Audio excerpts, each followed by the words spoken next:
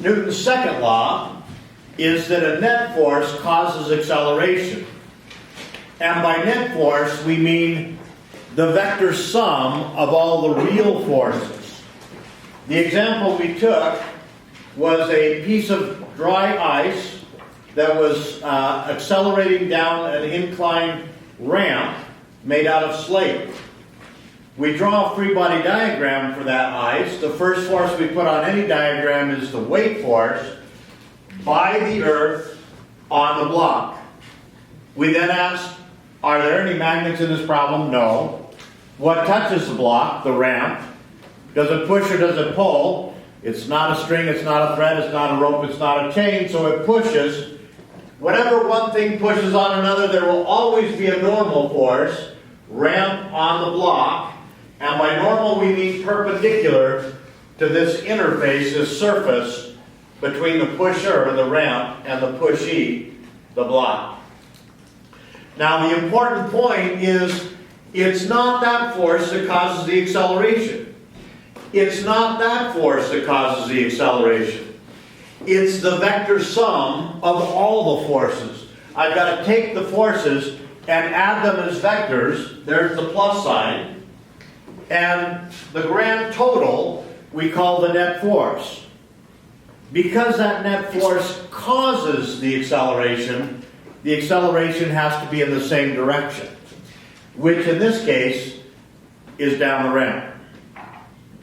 Now I'm going to illustrate that with a little demo here. I have 3 jars of water, a piece of masonite, and I've also got some high-tech tubes.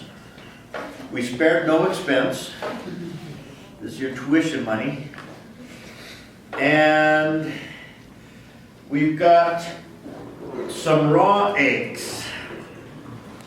We're going to put the raw eggs on top of those tubes.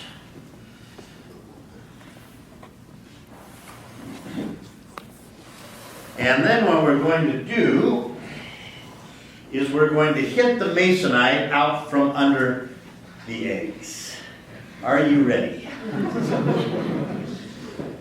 Some of you are thinking, surely he wouldn't use raw eggs. Surely he's not that dumb. You're wrong. I am. Okay.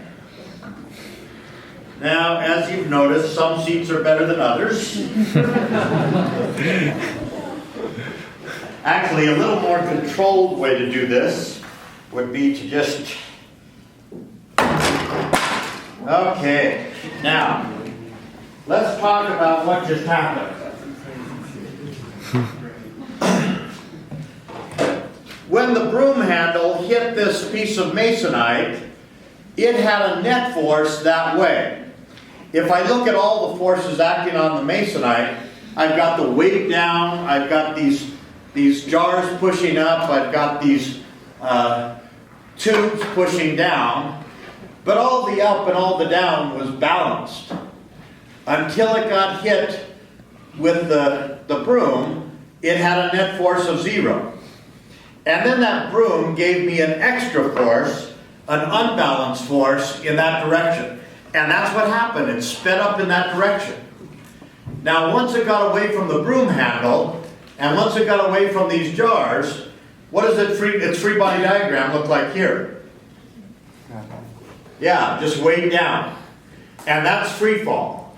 And things in free fall travel in that parabolic trajectory that we talked about in projectile motion. Now, let's look at the eggs. The eggs were just sitting there with 0 velocity when suddenly those little tubes were just kind of lifted out from under them. Now, if you look at the free body diagram for the egg, it was simple. It just had a weight force, earth on the egg. And that means the total force, or net force, if there's only one force, would be down. And that's what happened. They sped up like Wile E. Coyote straight down into the water. Okay?